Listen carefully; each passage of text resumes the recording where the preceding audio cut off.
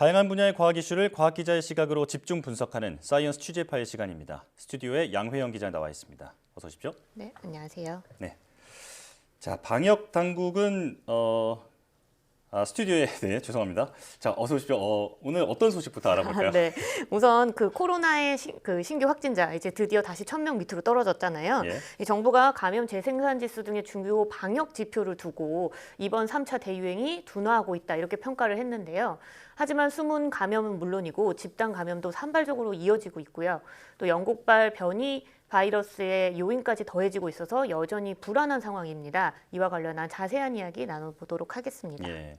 자, 방역 당국은 하루 평균 확진자 수나 감염 재생산 지수 같은 그 여러 지표들이 좀 좋아지고 있다면서 이번 주에 기대를 걸고 있는 모습인데 네. 실제로 3차 대유행이 둔화하고 있는 게 맞는 건가요? 네, 이 정부가 발표한 표현을 좀 빌어보면요. 3차 대유행이 정점을 완만하게 지나고 있다. 이렇게 표현을 하고 있습니다. 예.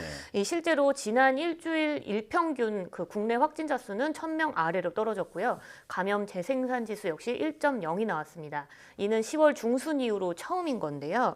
이 정부는 감염 재생산 지수가 1.5에서 1로 떨어진 것을 두고요. 이 거리 두기는 물론이고 5인 이상 모임을 금지한 이 특별 방역의 효과가 나타난 것이다. 이게 확인이 됐다. 이렇게 보고 있습니다. 예. 하지만 문제는 위중증 환자와 이 사망자가 계속 늘고 있다는 점입니다. 이 최근 한 달 동안 코로나19로 사망한 환자가 440여 명으로 급증했고요. 예. 이래서 그 누적 사망자 역시 1,000명을 넘어섰습니다.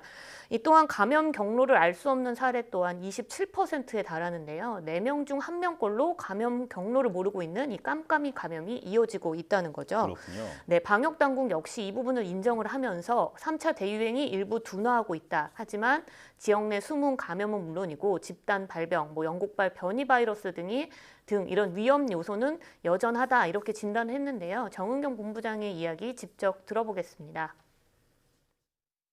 지난 11월부터 시작된 코로나19 3차 유행이 증가세가 최근 들어 약간 둔화되었지만 지역 감염 위험이 상존하고 감염 취약 집단의 집단 발생이 지속되고 있으며 변이 바이러스 등 위험 요인이 지속되고 있습니다.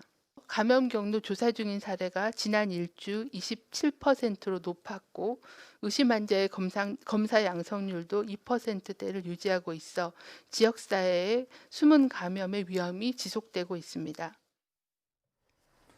네, 이번 3차 대유행의 3대 변수를 꼽자면 숨은 감염자, 그리고 집단 발병, 그리고 변이 바이러스라고 할 수 있을 텐데 네. 순서대로 알아보겠습니다. 여러 지표가 좋아지고 있지만 여전히 숨은 감염이 위험한 수준이라는 건데요. 네. 이를 위해서 정부가 임시 선별진료소 운영을 연장하기로 했죠. 네, 그렇습니다. 이 지난 3주 동안 수도권 임시 선별 진료소를 운영을 하는 동안 76만여 건의 검사가 이루어졌습니다. 그 결과 2,174명의 확진자를 사전에 찾아냈습니다. 그만큼 정부는 이 숨은 감염자를 찾기 위해 임시 선별 검사소를 앞으로 운영을 더 연장을 하겠다. 그래서 2주를 연장하기로 이제 결정을 했는데요. 예. 이 최근에 이제 한파가 굉장히 몰려오고 또 현장 인력들이 검사를 하는 과정에서의 피로도가 굉장히 많이 쌓여 있기 때문에 임시 선별진료소의 운영 시간을 평일 오전 9시에서 오후 5시로 또 주말은 오전 9시에서 낮 1시로 단축을 시켰습니다. 증상이 없어도 되고요. 확진자의 접촉 이력이 없어도 누구나 오는 17일까지 코로나 진단 검사를 받을 수 있게 됐습니다. 네. 조금이라도 불안하거나 조금 찝찝하다 하면 일단은 검사를 받는 게 좋겠습니다. 네. 자, 또 다른 문제는 대규모 집단 발병인데요. 특히 요양병원과 같은 취약시설에서의 집단 감염이 심각한 상황인데 네. 도무지 끊이질 않고 있습니다. 그렇죠. 정부가 이와 관련한 대책도 내놨죠. 네, 맞습니다. 이 정부는 요양병원 관리 개선책을 발표를 했습니다.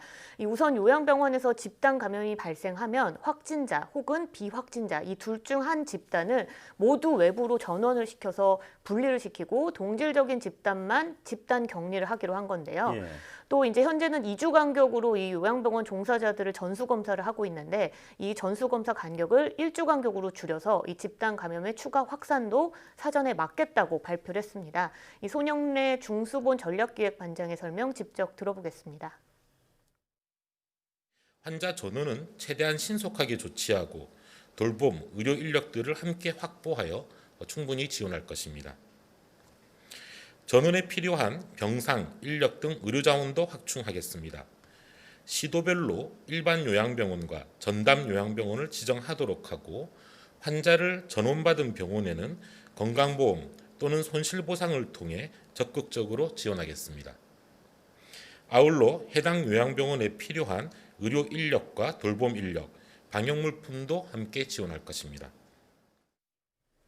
자, 3차 대유행의 세 번째 변수 이제 변이 바이러스에 대해서 얘기를 나눠볼 텐데 최근 영국발 변이 바이러스에 이어서 남아공발 변이 바이러스까지 국내 유입이 확인이 됐습니다. 지역 전파 우려가 큰 상황인데 방역 당국은 어떤 대책을 마련했나요? 네, 뭐 말씀하셨던 것처럼 뭐 영국은 물론이고 남아프리카 공화국 등에서 유행 중인 이 변이 바이러스 감염 사례가 국내에서도 이제 확인이 되기 시작했습니다. 예. 5일 기준으로 국내 코로나19 확진자 중 변이 바이러스에 감염된 사람은 총 12명인데요. 영국발 변이 바이러스의 경우 이 전파력이 1.7배나 센 것으로 알려졌잖아요. 이 남아공발 변이 바이러스 역시 전파력이 상당할 것으로 이미 추정이 되고 있습니다. 예. 이 방역 당국은 감염된 12명 모두 자가격리 또는 입국 과정에서 변이 바이러스 감염이 확인이 됐다 이렇게 밝히고 있고요.